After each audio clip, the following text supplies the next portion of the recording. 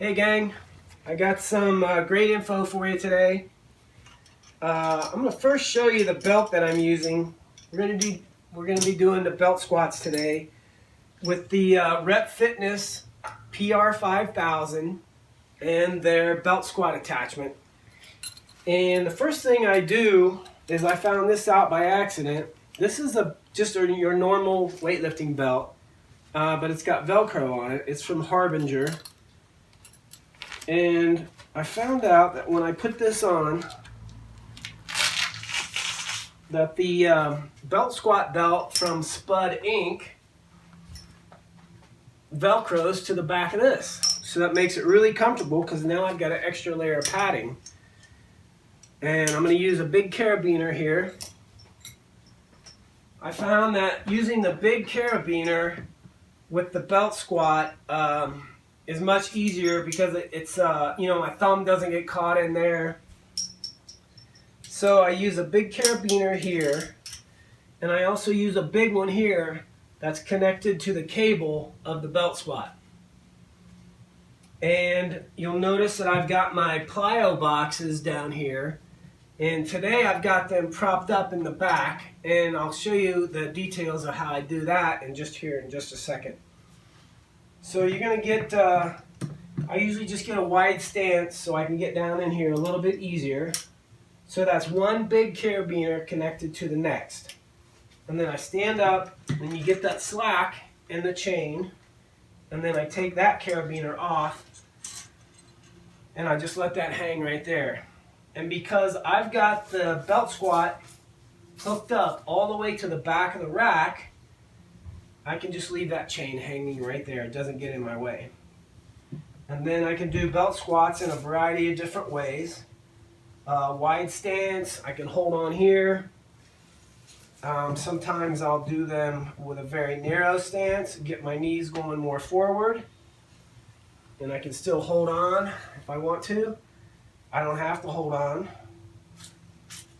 And then when I'm done, I just grab the chain, hook it to the big carabiner, and then I can just get out of there. It's just like that. And I guess the other thing to show you is how I prop up the plyo boxes, and I'll show you that here in a second. Hey gang, I'm going to show you how I set up my plyo boxes from Rep Fitness to get my heels up. For sometimes I do my belt squats with the heels up a little bit higher, but I didn't want to do it on plates because I feel like that it's not the best thing for the arch of the foot. I wanted to be on a flat surface and have that higher. So I used my plyo boxes. I got to get them about 10 inches high. I got a 6-inch and a 4-inch box. So I'm just going to take this apart so you can see exactly how I did it. I bought some extra mats just from Home Depot. They're called Traffic Master. And they're cheap. They're not the strongest things ever, but they're great for this because they're so lightweight. When you buy these mats, you get edge pieces. And I just use the edge pieces at the very back to just get another inch or so of height. And then what I did is I took two of the mats and I cut them in half, and that gave me a little bit more height. And I mean, that was it. They stay in place. It doesn't move at all. Like I said, let's get your heels up, and it's very solid. It's never moved on me, and I love it. And you know, the thing about the belt squat from Rep is what they did so well. And when you first get this, you might not realize it, but they made it so people of any height, whether you're 5'2" or 6'2", you can use this thing. So I'm 5'10", and I like to get down into the squat below parallel, especially on belt squats.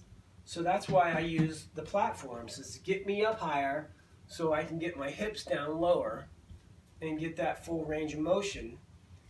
But if they had made this a different way, it wouldn't have worked for shorter people or taller people. But now anybody, any height can use this. It just takes a while to maybe get an idea how your body's going to fit in here.